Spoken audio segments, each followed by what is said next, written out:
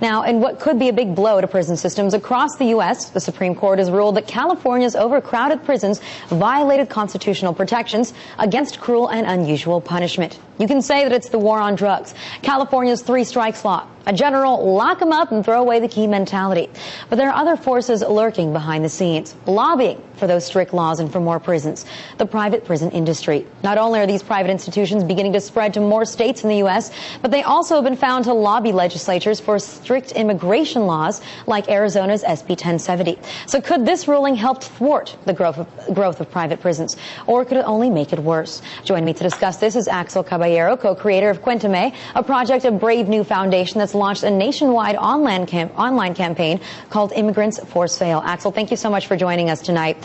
Before we get into just the immigration topic, let's talk about private prisons in general. You know, how much have these private prison industries, you could say the prison guard lobbies, how much have they really forced certain states to take up strict rules when it comes to being tough on crime? I think they've had a tremendous influence, particularly in the immigration case. They have gone state to state, and this movement, this anti-immigration movement that we've seen throughout the country, has been directly attributed to the private prison corporations. We have CCA lobbying thousands of dollars in Arizona, in Georgia, in Utah, in Florida. We have the GEO Group, who has a huge state interest in all these states. So we can say with certainty that these private prison corporations have a lot to say in how our prison systems are being transformed across the country. Now, obviously, for private prisons, it's profitable. The more prisoners they get, the more money they make. But how much money exactly would they get if some of this strict immigration legislation became more acceptable across the board in the U.S.? Well, we can say how much they've profited already. Already, without having the full array of laws that we're expecting to happen in the next few years, they've profited over $5 billion across the board. They own over 150,000 bed spaces around the country.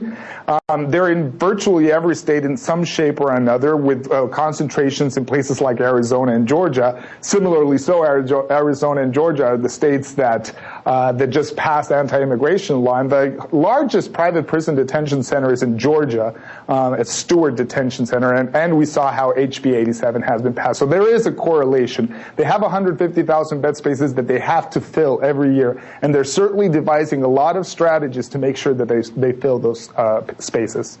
Now, I want to talk about the issue of overcrowding again for a minute. Obviously, you could say that a lot of the strict legislation is what sends more people to jail. But also, when I was looking into the practices of these private prisons, they refuse to take certain prisoners who might have a certain mental sickness or just physical sickness, and they push those into the state-run prisons. So in that sense, are they directly involved or at fault for also making these state-run prisons more crowded and inhumane, as the Supreme Court ruled? Absolutely. I mean, the key here factor is that these are entities for profit. These are entities that are out there to make money. So they will do everything in their power to make sure that their shareholders have a profit that year. Sometimes that means lesser conditions. Sometimes that means not taking prisoners. Sometimes, which is the case in Stewart, they had a prisoner die because often, time and again, he came up and said that he had different health issues, and they didn't attend to it. They actually let him die because they didn't have health service facilities. So these are prisons that their main purpose is to make money, and if that means lower conditions, if that means circumventing some of the regulations that our government prison system has, they'll probably do it. It's so secretive. All these contracts and all these forms of governance that these private prison corporations have around the country are so secretive that it's very, very hard for the public to have access. So this is why we're launching Immigrants For Sale campaign, to expose these types of issues and to let the public know that they can do something about it. Well, so what's in it for the lawmakers then? Because, you know, if you look at recent data that's been put out there by the New York Times on Arizona's private prison system, it turns out that it actually ends up costing the state more money. It doesn't save them any money. Right now, almost every state is going through a budget crisis. You would think that it would be in the lawmakers' interest to perhaps reform some of the criminal justice system to, reduce the number of prisons. That might get them more votes.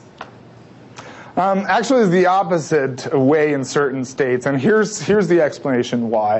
A lot of these private prison systems, they go through lobby groups or interest groups like ALEC, the American Legislative Exchange Council, which is a group that connects both private prison and multinational corporations with legislators. And they devise strategies that will be politically advantageous for the legislator as well as a for-profit mechanism to the multinational corporations. In the case of anti-immigration legislation, CCA has invested a lot of money into the pockets of legislators. 36 of the co-sponsors of Arizona SB 1070 law had some direct connection with CCA, whether it was through a campaign contribution or not. The governor in Georgia, Nathan Deal, got money from CCA. So there is both money in their campaigns, which now we know that corporations can donate as much as they want, and we also have the interest to join both the multinational corporation or the private prison corporation in this case with some nativist and anti-immigrant movement that they've been peddling throughout the last few years,